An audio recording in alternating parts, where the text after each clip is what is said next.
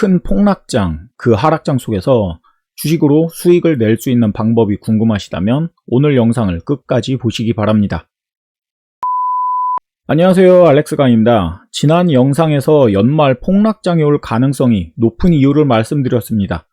혹시 지난 영상이 생각나지 않으시거나 못 보신 분이라면 여기에서 지난 영상을 보시기 바랍니다.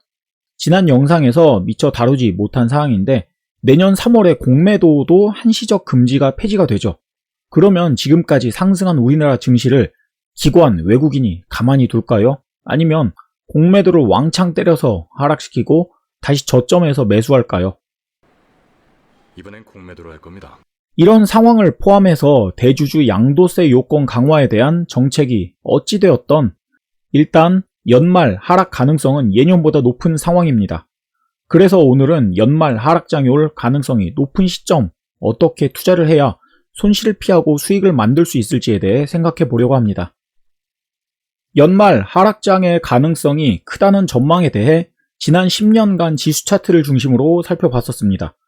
연말 주가지수가 하락한다는 건 두 가지로 생각해야 하는데, 첫째는 시가총액이 높은 대형주 위주로 하락이 나온다는 그런 것일 수도 있고, 둘째는 그냥 거의 대부분의 종목들이 하락을 하니까 자연스럽게 지수가 하락할 수도 있는 겁니다. 세세한 하락장의 원인까지는 몰라도 일단 투자간 하락할 가능성이 높아질 것 같습니다.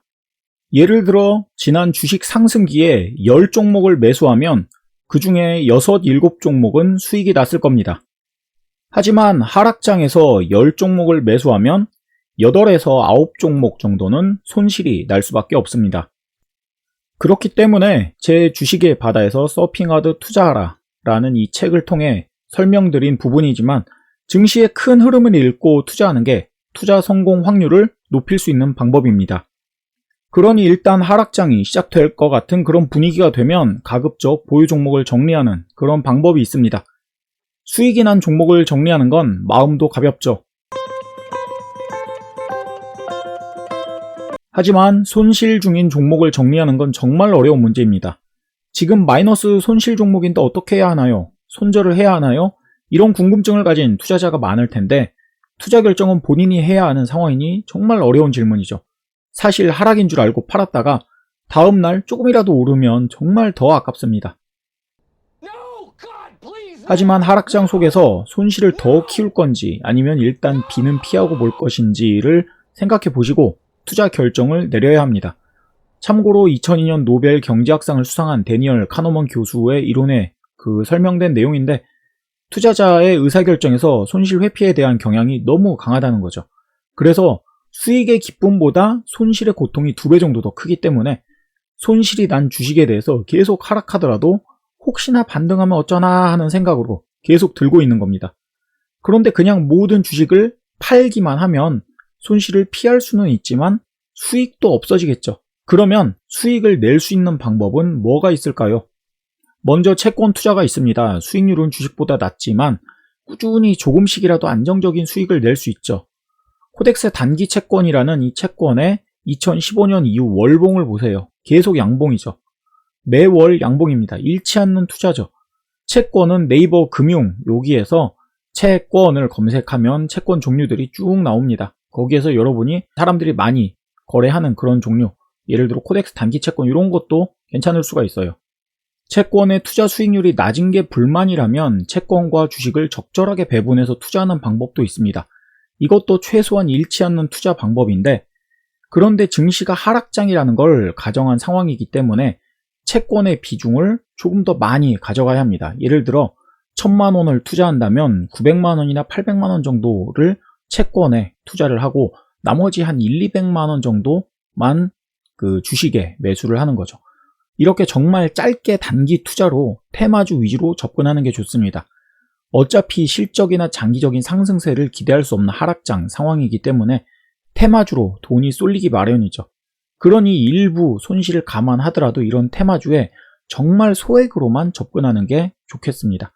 테마주는 네이버 금융의 국내 증시에서 여기 있는 테마를 검색하면 최근에 상승 중인 테마들이 검색됩니다. 테마주는 거의 모든 종목이 하락하는 와중에 그나마 상승하는 종목을 찾을 수 있는 방법입니다. 하지만 정말 힘들죠. 그래서 그냥 하락장 자체에 베팅하는 방법도 있습니다. 바로 인버스 ETF에 투자하는 건데 이 중에서 코덱스 인버스가 대표적이죠. 지난 3월 하락장에서 개미들은 이렇게 인버스에 투자를 하기도 했는데 이런 인버스 투자에 더해서 곱버스라고 하는 2배 인버스에 투자하기도 했는데 이런 곱버스는 사실 위험을 피하는 해지 전략이라기보다는 조금 한방 크게 한탕하려는 그런 전략이 더 크기 때문에 그만큼 더 위험해진다는 것도 생각을 해야 합니다. 지금까지 살펴본 위기를 피하는 방법은 첫째, 주식을 모두 정리하기, 둘째, 채권에 투자하기, 셋째, 채권과 테마주를 9대1 정도로 분배해서 투자하기, 넷째, 인버스에 투자하기였습니다. 끝으로 생각해 볼 수 있는 방법은 해외 주식으로 눈을 돌려보는 겁니다. 국내 주식을 팔고 미국 주식으로 넘어가는 거죠. 미국 대선이 11월에 있는데 만일 여기에서 트럼프가 다시 재선이 된다면 기존에 미국 주식이 상승했던 그대로 이후에도 계속 상승할 것 같습니다. 반대로 지금 지지율이 더 높은 바이든이 미국 대통령으로 당선되면 어떻게 될까요? 지금 역시 미국 증시의 상승세가 계속될 것 같다는 그런 분위기가 커지고 있습니다. 왜냐하면 바이든이 지금은 경기 부양에 더 많은 돈을 쏟아 부어야 된다고 주장을 하고 있기 때문이죠. 나중에야 어떻게 될지 모르지만 일단 임기 초기 미국 증시는 또 한 번 크게 상승할 가능성이 높은 그런 분위기입니다. 대통령이 누가 되던 증시가 오를 것 같다면 지금부터 벌써 조금씩 매수하려는 그런 사람들이 생기지 않을까요? 다만 여기에서 중요한 점은 트럼프가 당선되는 것과 바이든이 당선되는 것에서 향후 미국 정책의 방향이 달라지기 때문에 거기에서 오는 관련 종목도 달라질 수밖에 없습니다. 그렇기 때문에 차기 미국 대통령이 누가 될지 미리 베팅을 하고 거기에 맞는 주식을 담아두는 전략이 필요합니다.